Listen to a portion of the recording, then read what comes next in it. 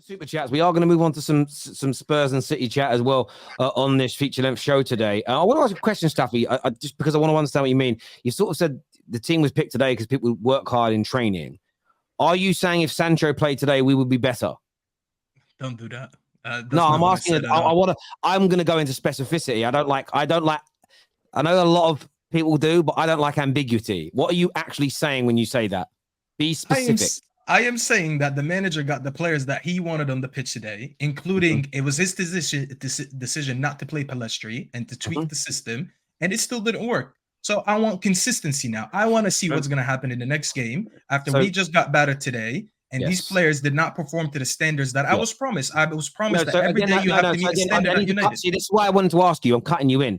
At no point in any press conference in the last 2 weeks has Ten Hag mentioned people being dropped from the squad for match day performances and standards. He has spoke about, and the press have told us this, turning up to training on time and giving your all. He has never said at any point that Sancho was dropped because he didn't perform well enough in games. So what you can't do to challenge Ten Hag is conflate match performances versus behaviors behind the scenes at training, because he hasn't mentioned match performances. You've got. I need him to. That's the thing. I want him to. But you can't defend Sancho with an action that he didn't criticize Sancho for. That's not right. Sancho. But you know what you did. Let's not be. I know what I said. I know that he.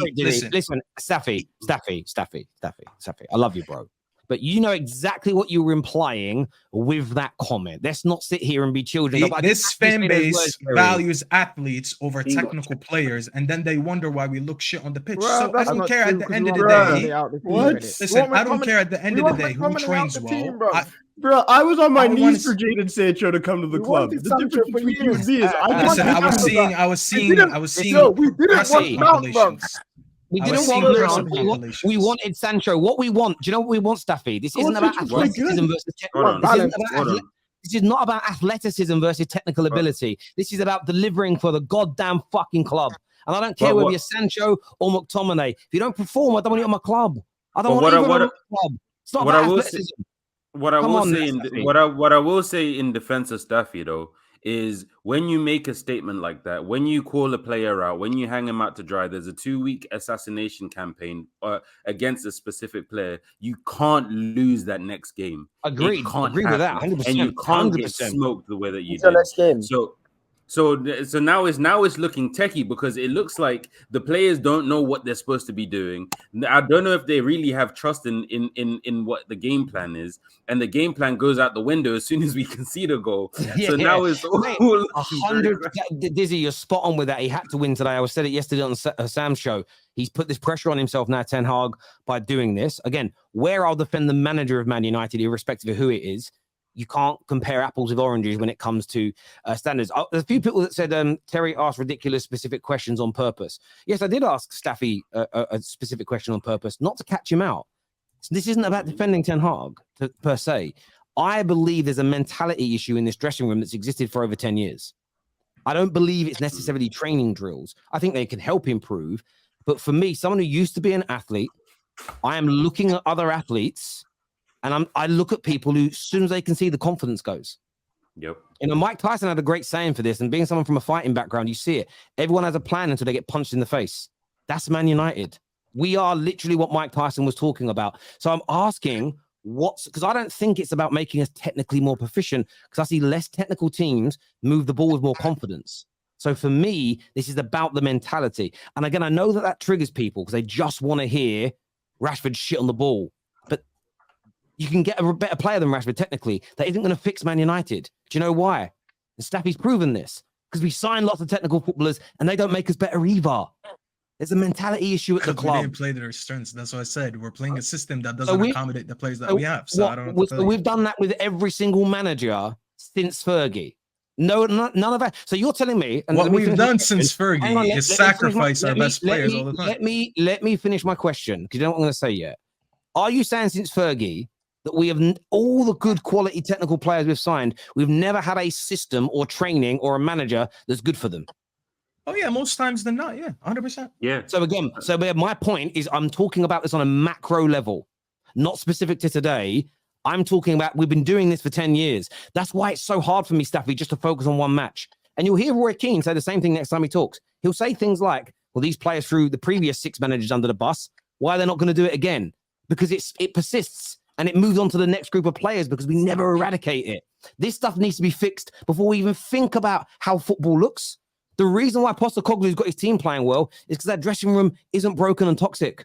The one thing you'd say about Tottenham, no matter how bad they've been under managers, there's never been talk of the players throwing managers under buses and being nasty and being ratty and being snakes. That's not true. That is. Well, that's 100% not true. I haven't heard much of that. But look, I've got to go to some more of these super chats, right? This says Rashford should be ashamed, selfish, and Ten Hag favourite is what Nabil says. Here we have a super chat that says, I'm watching the first minutes, Terry, so I'm sorry if you're talking about something else. For me, the only one to blame is Ten Hag. First, you don't hang your players out in public. Second, when you lose, you take responsibility. Thank you very much for that super chat. You're right. You're right. Need to change your players' mentality. Yeah, people don't like that. To counter Terry, Brighton, when conceded, they controlled the tempo and the ball. Yes, because their players are full of confidence. What I don't know is how they have so much more confidence than we do. My belief is there's less pressure upon them. I think wearing a Manchester United shirt burns people physically. I think it hurts people. And every time a new big player comes in, a new manager, the pressure's intensified because of what's gone before them. And I think it burns and consumes them. And we haven't found a way yet of stopping this from happening. A simple question to troll the panel. Why do Spurs look better than Man United right now? Lost our best player, spent less, manager not as good as Ten Hag. It's a great question from bad like Josh. Hope you're well. Why do Spurs look better than Man United, Daniel? Because we're better. That's not an answer. Specificity. Why? Not what. It's a bit what you've said as well. It's like there's better. Like the fan base is more united. You saw like even before we scored that goal, the stadium was rocking, like absolutely rocking. So the whole club is united right now. We've had the last 2 managers we've had. It's been a very difficult time we've passed with them, but I'm really, really loving life under Postecoglou.